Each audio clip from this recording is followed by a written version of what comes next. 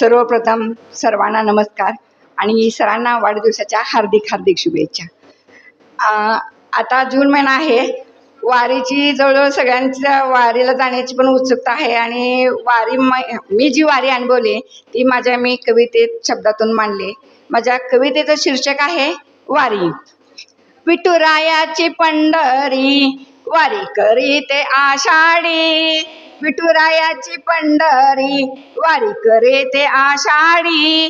झेंडा पताका खांद्यावरी दारी उभारते मी गुढी, झेंडा पताका खांद्यावरी दारी उभारते मी गुढी.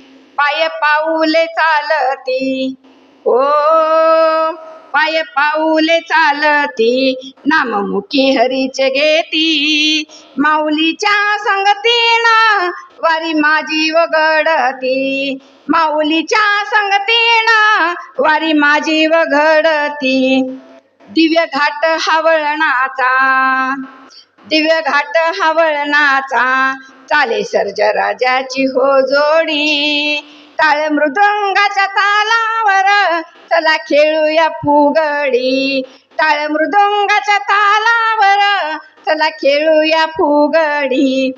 येते मुक्ताई घेऊन, येते मुक्ताई घेऊन संगती सोपान काकाला. भाव बहिणीची भेटती पडती हो वाकरीला, भावा बहिणीची भेटती पडती हो वाकरीला.